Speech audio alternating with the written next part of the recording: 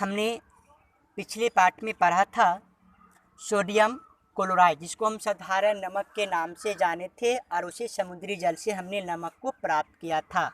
और आयोडीन युक्त नमक के बारे में हमने पढ़ाई किए थे। ठीक है, और आज पढ़ेंगे हम सोडियम बाइकार्बोनेट या सोडियम कार्बोनेट, जिसको हम साधारण भाषा में खाने का सोडा कहते हैं, जिसका अनुसूत्र होता है NaHCO3 होता है।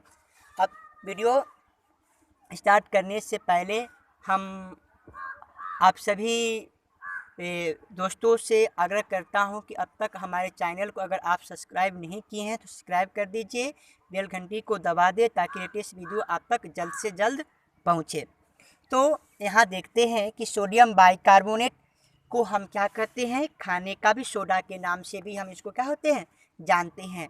तो इसको कैसे बनाएंगे, तो इसके बनाने का एक विधि है जो महत्वपूर्ण विधि है। वो कौन सा विधि है? अमोनिया सोडा विधि, या जिसको हम साल्व विधि के नाम से भी जानते हैं। इस विधि के माध्यम से हम खाने का सोडा प्राप्त करेंगे।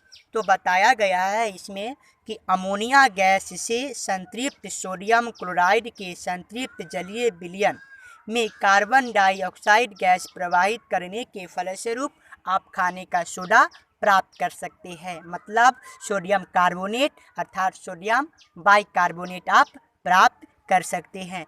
तो क्या बताया गया है कि संतृप्त सोडियम क्लोराइड मतलब साधारण नमक को संतृप्त जलीय विलयन मतलब H2O, मतलब ये दोनों को एक घोल बनाना है। घोल बनाने के बाद ये क्या कर रहा है कि इसमें आप कार्बन डाइऑक्साइड गैस प्रवाहित करनी है अमोनिया गैस में। ठीक है, तो इस सभी के साथ अगर रिएक्शन करने के फलस्वरूप आपको क्या बनेगा, खाने का सोडा प्राप्त होगा और साथ ही साथ अमोनियम क्लोराइड प्राप्त होगा। तो ये जो था आपका सोडियम बाइकार्बोनेट बनाने का विधि है, जो किस विधि से बनाए हमने, अमोनिया सोडा विधि से या साल्व विधि से। ठीक है, अब आते हैं खाने का सोडा अर्थात सोडियम बाइकार्बोनेट का गुण क्या है, उसकी विशेषता क्या है।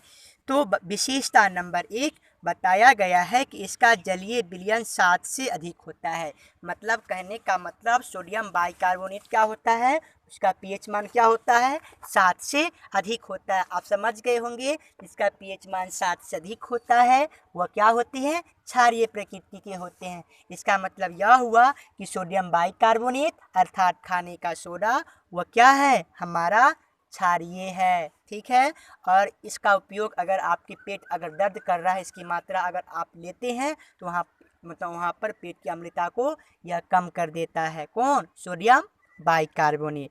अब आते हैं इनका गुण नंबर 2। यहाँ पर बताया गया है कि जब NaHCO3 को गर्म कीजिएगा, मतलब जब NaHCO3 को गर्म कीजिएगा अर्थात सोडियम बाइकार्बोनेट को जब आप गर्म कीजिएगा, गर्म करने के फलस्वरूप किसके साथ अभिक्रिया करना है, HCl के साथ।